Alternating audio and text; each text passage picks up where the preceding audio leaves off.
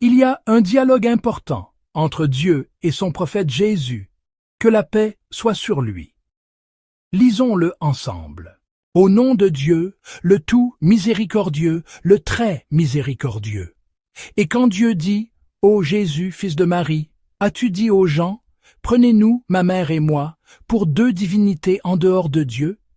Il dira, « Gloire à toi. Il ne m'appartenait pas de dire ce à quoi je n'avais pas droit. Si je l'avais dit, tu l'aurais su. Tu sais ce qui est en moi, et je ne sais pas ce qui est en toi. En vérité, tu es le parfait connaisseur des choses cachées. Je ne leur ai dit que ce que tu m'as commandé. Adorez Dieu, mon Seigneur et votre Seigneur. Et j'ai été témoin contre eux aussi longtemps que j'ai été parmi eux. Puis, lorsque tu m'as rappelé, tu étais toi-même l'observateur de leurs actions et le témoin. Si tu les châties, ce sont tes serviteurs, et si tu leur pardonnes, c'est toi, le Tout-Puissant, le Sage.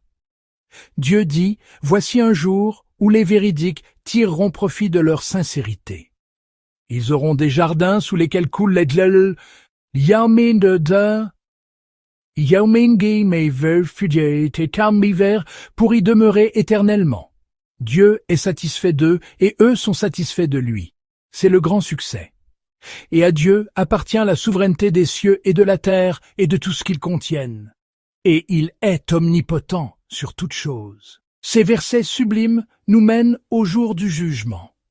Dieu demande à son prophète Jésus, que la paix soit sur lui, s'il a ordonné aux gens de l'adorer. Jésus, que la paix soit sur lui, répond immédiatement, « Gloire à toi, tu leur as seulement ordonné d'adorer Dieu seul. » Le prophète Jésus, que la paix soit sur lui, a été témoin pour ses disciples pendant son temps, mais après que Dieu l'ait élevé, il n'avait plus aucune autorité sur leurs actions. Arrive ensuite le jour du jugement.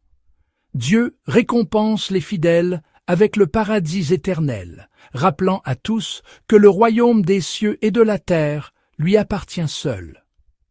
Il y a donc un message clair. Seul Dieu est capable de tout, et l'adorer est le seul chemin vers le salut. Réfléchissons à ces versets et partageons ce message avec les autres.